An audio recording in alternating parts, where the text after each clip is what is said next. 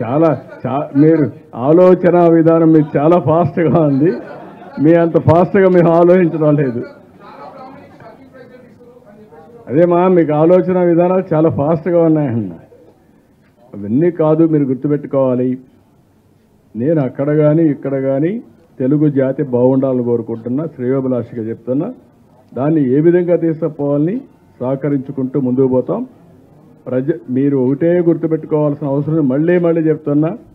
నేను 2020 విజన్ అంటే నన్ను 420 అన్నారు. అదే ఆ రోజు నేను సెల్ ఫోన్ గురించి మాట్లాడితే సెల్ ఫోన్ తిండి పెడుతుందని మాట్లాడారు. అవన్నీ మనం చూసాం.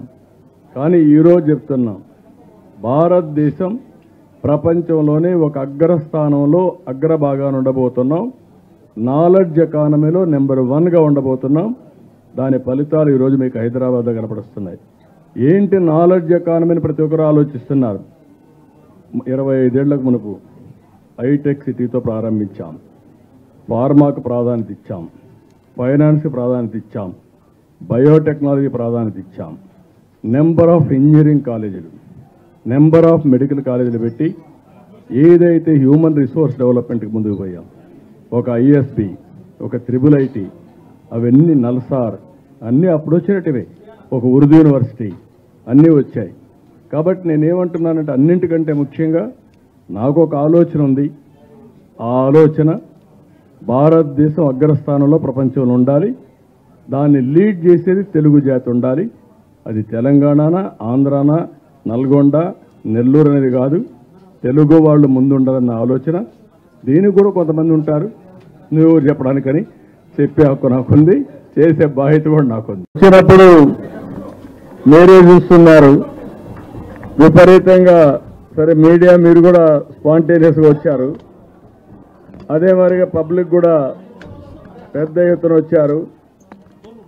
అందరినీ ఇచ్చిన కాగితాలన్నీ తీసుకున్నాను. వారి యొక్క మనోభావాలు కానీ వాళ్ళ సూచనలన్నీ తీసుకున్నాను. చాలామంది ఏంటంటే పార్టీ వాళ్ళు అందరూ మాట్లాడినప్పుడు కూడా ఇక్కడ కూడా పార్టీని బలోపేతం చేయండి, మేము పార్టీని నమ్ముకున్నాం, ఎప్పటి నుంచో పనిచేస్తున్నాం, ఇంకా చాలామంది పార్టీకి పనిచేయాలని కోరుకుంటున్నారు. మనం చేసిన అభివృద్ధి కూడా, తెలుగుదేశం పార్టీ చేసిన అభివృద్ధి ప్రతి ఒక్కరూ గుర్తుపెట్టుకుంటారని చెప్పి పదే చెప్పారు. అన్ని వాళ్ళ యొక్క ఆలోచనలు తీసుకున్నాను. తీసుకున్న తర్వాత ఏ విధంగా ముందుకు తీసుకుపోవాలి. తెలుగుదేశం పార్టీ తెలుగు జాతి కోసం పెట్టిన పార్టీ. ఇక్కడే హైదరాబాద్లోనే తెలుగుదేశం పార్టీ ఆవిర్భవించింది. అలాంటి పార్టీ తెలుగు జాతి ఉన్నంత వరకు ఈ పార్టీ ఉండాల్సిన అవసరం ఉంది. అందుకని ఈరోజు అందరి యొక్క మనోభావాలని ఏ విధంగా పార్టీని బలోపేతం చేయాలి, ఇక్కడుండే ప్రజానికానికి ఏ విధంగా అందుబాటులో ఉండాలనో దానికి ఒక యాక్షన్ ప్లాన్ తయారు చేసుకుంటాం. ఇన్ కోర్స్ ఆఫ్ టైం ఏం చేస్తే బాగుంటుందో ఆలోచించి దాని ప్రకారం ప్రణాళిక తయారు చేసి ముందుకు పోతాం.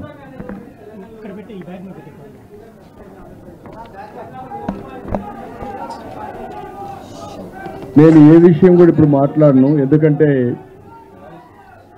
మీరు ఏ విషయం కూడా నేను ఇక్కడ కమిటీగా చెప్పలేను. ఎందుకంటే కూటమి కానీ పార్టీలు కానీ అవన్నీ చాలా విషయాలన్నీ కూడా ఆలోచించి అందరూ కలిసి చేసుకున్నది కూటమి. ఆ విషయం గుర్తుపెట్టుకోవాలి. ఇప్పుడు ప్రస్తుతం ఇక్కడ కార్యకర్తలు ప్రజల మనోభావాల ప్రకారం ఏం చేయాలని ఆలోచిస్తున్నా. రాబోయే రోజుల్లో ఒక యాక్షన్ ప్లాన్ తయారు చేస్తాం. వన్ బై వన్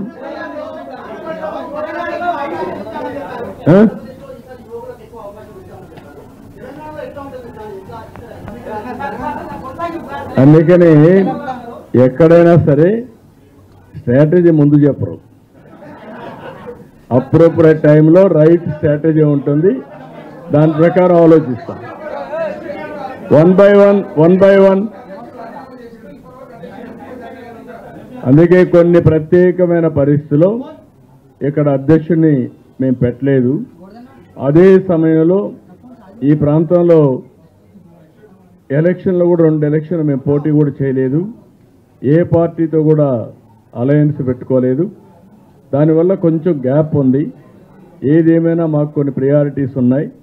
ఆ రోజు ఉండే ప్రత్యేకమైన పరిస్థితుల్లో ఆంధ్రప్రదేశ్ రాష్ట్రంలో కాన్సన్ట్రేట్ చేయాలనుకున్నాం, చేశాం. మీరే చూశారు రిజల్ట్స్ అన్నీ. ఇప్పుడు ఇక్కడ అందరూ అడిగేది ఏంటంటే ఇక్కడ కూడా పార్టీ ఉండాలని చెప్పి అడుగుతున్నారు. దానికి ఏం చేయాలో in course of time decide చేస్తాం.